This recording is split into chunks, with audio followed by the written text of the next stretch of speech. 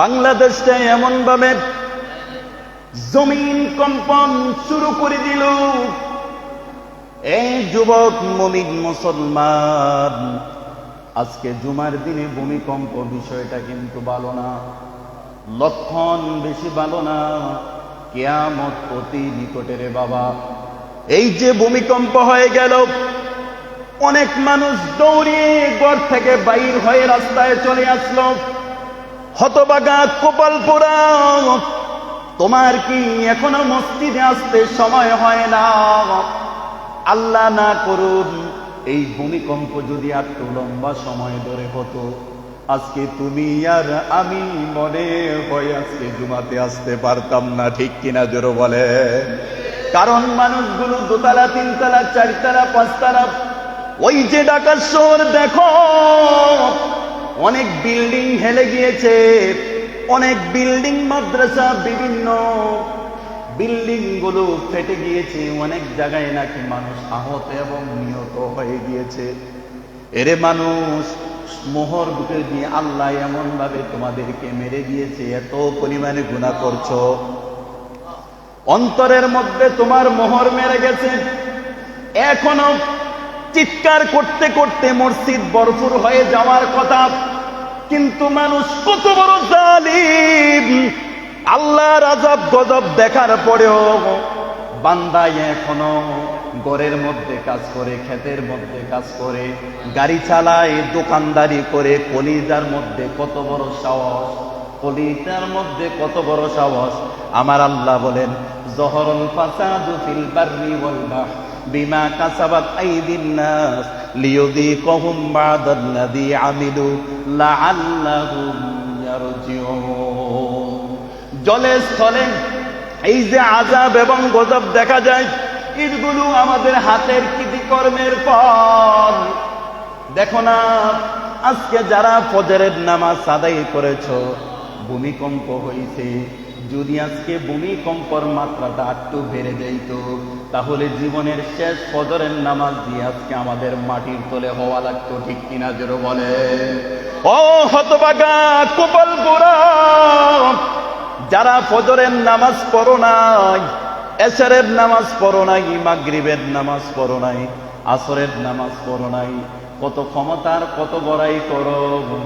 আহারে, এই ক্ষমতার বহারাই একদিন তো তোমার শেষ হয়ে যাবে, তুমি তো থাকতে পারবে না। এই যে জমিন আজকে কম্পন শুরু করে দিল, ভূমিকম্প শুরু করে দিল, এগুলো একমাত্র আমাদের গুনার, একমাত্র পাপের ফল। ঠিক কিনা জোরে বলে? আহা মানুষ, তুমি এত বেখেয়াল হয়ে গেলে, এত জালিম হলে কিভাবে, এত জুলুমকারী হলে কিভাবে? তোমার অন্তরের মধ্যে কি আল্লাহর ভয় নাই? আরে ভয় থাকলে তুমি এখনো মসজিদে আসো না কেন? এখনো তুমি বাড়িতে কি করো? জাহান্নামীরা যখন জাহান্নামে যাবে, আল্লাহর কাছে তিনটা জিনিস কামনা করবে। আল্লাহ, ও দয়ার মালিক আল্লাহ, জাহান্নামের আযাব আর সহ্য করতে পারি না রে আল্লাহ। দুনিয়ার আগুন থেকে নারুল হামিয়া, দুনিয়ার আগুন থেকে 69 গুণ তাপমাত্রা বেশি দিয়ে আল্লাহ জাহান্নামের আগুনকে আল্লাহ তৈরি করেছেন। আল্লাহ বলেন, নারুল্লাহ, এটা আমি আল্লাহর জ্বলন্ত আগুন। দুনিয়ার আগুন যেখানে লাগে ওই জায়গা জ্বলে, কিন্তু জাহান্নামের আগুন বাবা যে জায়গায় লাগবে, পুরা কলিজাটারে আল্লাহ গুনাহ করে ফেলবে। জোরে বলেন নাউযুবিল্লাহ। এই যুবক শোনো, শোনো যুবক শোনো, যারা জাহান্নামী হবে আল্লাহ রাব্বুল আলামিন তাদের সাথে কথা বলবেন, তাদের সাথে কথা বলবেন। জাহান্নামীরা আল্লাহর কাছে 3টা আবদার করবে। কয়টা আবদার? কয়টা আবদার করবে?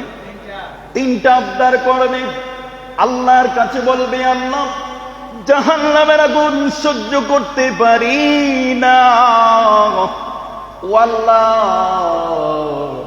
এইভাবে জাহান্নামের আগুন না দিয়ে আমাদেরকে মৃত্যু দাও। কি দাও? মৃত্যু দাও। আল্লাহ তাআলা বলবেন লা ইউকদা আলাইহিম ফায়ামুতু। হে নাফরমান, জাহান্নামের মধ্যে কোনো মৃত্যু নাই, জাহান্নামের মধ্যে কোনো মৃত্যু নাই। শাস্তি ভোগ করতে থাক, শাস্তি ভোগ করতে থাক। তখন আল্লাহর কাছে দ্বিতীয় দরখাস্ত করবে জাহান্নামী, বলবে আল্লাহ তাইলে আমার আযাবটা একটু কমাইয়া দাও, আল্লাহ তাইলে আমার আযাবটা একটু কমাইয়া দাও। আল্লাহ সূরাতুল হুমাযার মধ্যে বলে নারুল্লাহ, এটা আমার জ্বলন্ত আগুন, এটা দুনিয়ার কোনো আগুন নয়। দুনিয়ার আগুন থেকে 69 গুণ পাওয়ার বেশি। দুনিয়ার সাধারণত 1 গুণের আগুন যদি এত তাপমাত্রা হয়, তাহলে জাহান্নামের 69 গুণ বেশি পাওয়ারই আগুনের তাপমাত্রাটা কেমন হবে? ও বাবা, একটু চিন্তা করো, অন্তরের মধ্যে আল্লাহর ভয় আনো, অন্তরের মধ্যে আল্লাহর ভয় আনো। ওই জাহান্নামী আল্লাহর কাছে তৃতীয় নম্বর অভিযোগ করবে, আল্লাহ তাইলে জাহান্নামের আগুনটা আমার একটু কমাইয়া দাও। 7 মাসে একদিন আল্লাহ তুমি আবার বিরত দাও। আল্লাহর পারি না, জাহান্নামের আগুন আর সহ্য করতে পারি না রে আল্লাহ। আল্লাহ জাহান্নামের আগুনটা একটু কমাইয়া দাও। আল্লাহ সহ্য করতে পারতেছি না। এবার আল্লাহ বলবে, কোরআনের মধ্যে আছে ওয়ালা ইউখাফফাফু মিন আযাবিহা। এই নাফরমান, এই জাহান্নামের মধ্যে জ্বলন্ত আগুনে জ্বলতে থাক, আযাব কম হবে না, কখনো কমানো হবে না, কখনো কমানো হবে না। যখন আল্লাহ এই কথা বলে ফেলবেন, 3 নম্বরে এবার জাহান্নামী বলবে, আল্লাহ তাইলে আমার দুনিয়াতে আরেকবার পাঠাইয়া দাও। আল্লাহ, ওগো আমার আল্লাহ, দুনিয়াতে আমারে আরেকবার পাঠাইয়া দাও। আল্লাহ দুনিয়ায় গিয়া তোমার ইবাদত করব, তোমার গোলামি করব, আর তোমার নাফরমানি করব না।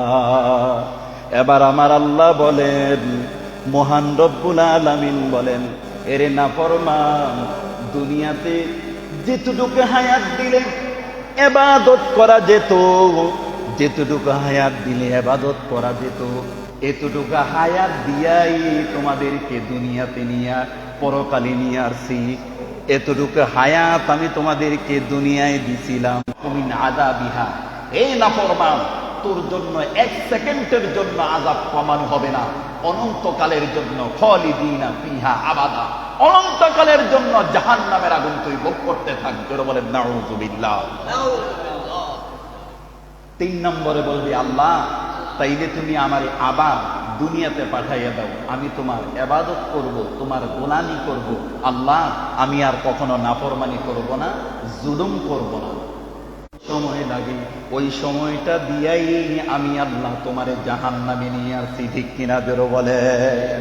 আল্লাহ আমাদেরকে কত বড় লম্বা সময় দিয়েছে, আমরা হেলে দুলে জীবনটা নষ্ট করে ফেলেছি। বাবারি, আজকে যদি ভূমিকম্পটা একটু বেড়ে যাইত, হয়তো আমি আপনি আর দুনিয়ায় বেঁচে থাকতাম না। ঠিক কিনা জোরে বলে? আল্লাহর আযাব গজব কত বড়। এবার আল্লাহ বলবেন, নাফরমান কথা বন্ধ, ক্বালা ইখসাউ ফিহা, ইখসাউ ফিহা, বলবি না। তখন ওই জাহান্নামীর জবান বন্ধ হয়ে যাবে, তখন আর কথা বলতে পারবে না, চিৎকার করবে, কিন্তু মানুষের মতো চিৎকার করবে না, কুকুর আর গাদার মতো চিৎকার করবে আর জাহান্নামের আগুন ভোগ করবে। জোরে বলেন নাউযুবিল্লাহ। আম্মা জান নবীজির প্রিয় মেয়ে মা ফাতেমা রাদিয়াল্লাহু আলাইহি ওয়াসাল্লাম আম্মা জান মা ফাতেমার দরজার মধ্যে গিয়া কোরআন পড়তেন। ফজরের সময় গিয়া আম্মা জান মা ফাতেমার ঘরের দরজার মধ্যে গিয়া কোরআন পড়তেন। আর নবীজি বলতেন, মা ও ফাতেমা উঠ, কুমুল করতেন। তারপরও মা ফাতেমা যখন উঠতেন এর আগে আল্লাহর রাসূল এসে মা ফাতেমার জাগাইয়া দিতেন। জোরে বলেন সুবহানাল্লাহ। ফজরের সময় আল্লাহ রাসূল এসে হযরত আলী রাদিয়াল্লাহু তাআলা আনহুর দরজার কোরআন পড়তেন আর বলতেন, মা মা ও মা ওঠো, ঘুম থেকে জাগো। আনকিযি নাফসাকা মিনান নার, ফাতেমা জাহান্নামের আগুন থেকে তুমি তোমার নিজেকে বাঁচাও। মা আনকিযি নাফসাকা মিনান নার, জাহান্নামের আগুন থেকে মা ফাতেমা তুমি তোমারে নিজেরে বাঁচাও। মা ঘুম থেকে জাগো। ওয়া ইন্নী লা উগনি আনকা মিনাল্লাহি শাইআ, নবীজি বললেন ফা ইন্নী লা উগনি আনকা মিনাল্লাহি শাইআ। মা ফাতেমা হাসরের ময়দানে আমি মুহাম্মদুর রাসূলুল্লাহ সাল্লাল্লাহু আলাইহি ওয়াসাল্লামের মেয়ে বলে পরিচয় দিলে কোনো লাভ হবে না। জোরে বলেন আল্লাহু আকবার।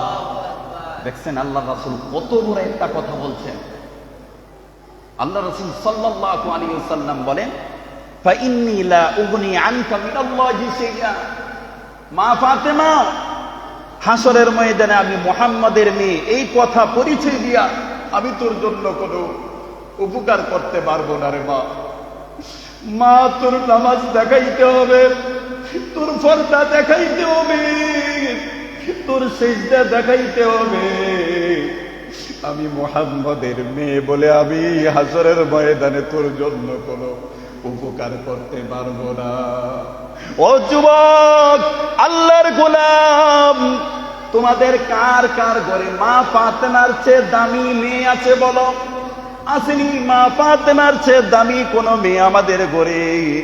তারপরও দেখেন আল্লাহর রাসূল সন্তানদেরকে কি পরিমাণ পরকালের ভয় দেখাইতেন। আল্লাহু আকবার বলবেন না? অথচ মা ফাতেমাকে জানো, মা ফাতেমাকে চিনো, যার বাবার নাম হলো মুহাম্মাদুর রাসূলুল্লাহ। সবাই বলেন সাল্লাল্লাহু। যার বাবার নাম হলো মুহাম্মাদুর রাসূলুল্লাহ। এমন বাবা, মা ফাতেমার বাবা হলেন মুহাম্মাদুর রাসূলুল্লাহ, মা হলেন আম্মা জান খাদিজাতুল কুবরা রাদিয়াল্লাহু তাআলা আনহা। আর স্বামী কেমন স্বামী? স্বামী হলেন হযরত আলী রাদিয়াল্লাহু তাআলা আসাদুল্লাহিল গালিব।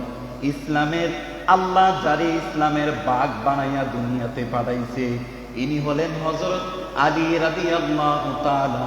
আল্লাহ তাআলা ইসলামের সিংহ বানাইয়া আল্লাহ দুনিয়াতে প্রেরণ করেছে। জোরে বলেন সুবহানাল্লাহ।